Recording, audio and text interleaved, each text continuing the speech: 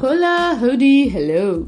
So, greetings folks. Welcome to Saranya Narayanamurthy's official podcast.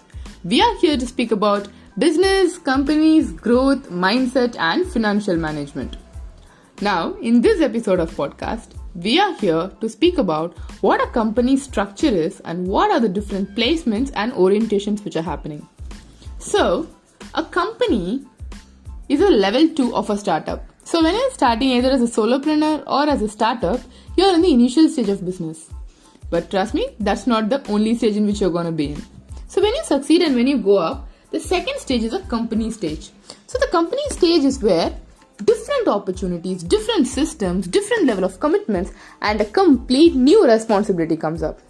So how are you going to face this? So this is where you need to give a complete structure to your plans and you need to employ different people in different levels in a company to maintain a unison working sphere. So in this episode, let us speak about what are the 4 different levels in a company and how they are placed. Number 1, the visionary. The visionary is often the founder or the CEO. So the visionary mostly deals with complete client management and they take care of what should be the next strategic move that the company should place. So when it comes to level 2 of a company, so this is where the company has in between of 12 to 50 employees or within 100 employees.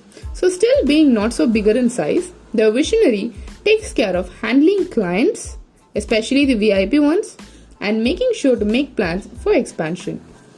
So the second step is a strategic section. So strategic section is where there are managers, especially the operations manager and the person who comes up with strategic plans for the company.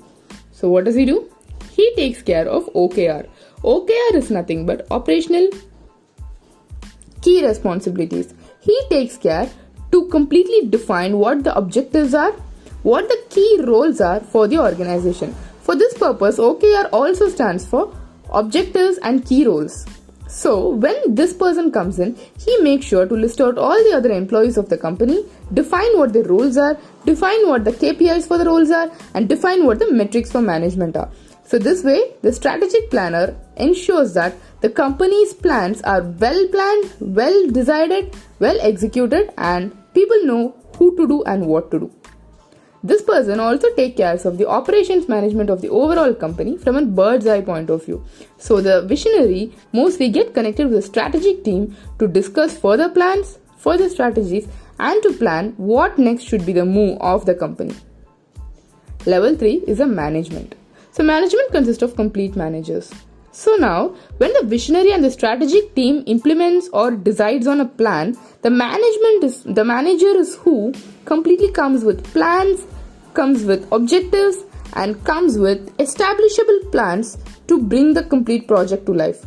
For example, if the visionary and a strategic person says that, see, these are the goals which we have and these are the objectives which we put forth and these are the final end results which we expect. Now the manager is the one who plans out this completely from a day-to-day perspective, plans out what are the tasks to be accomplished in order to achieve the goal and completely lists down the to-do list. Now this manager has a 4th team under his team, which is a core implementation team. The core implementation team is the one who does the daily task.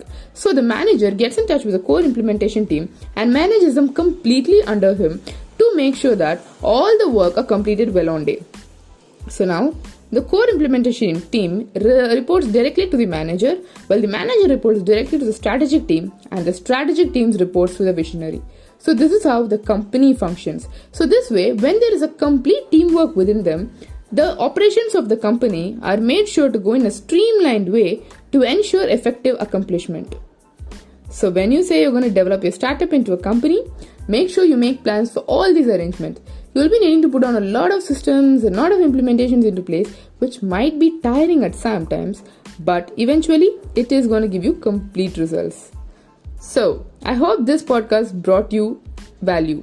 In case if it does, do let me know. So until the next episode, it's me Saranya Narayanamurthy signing off from you. Have a nice day.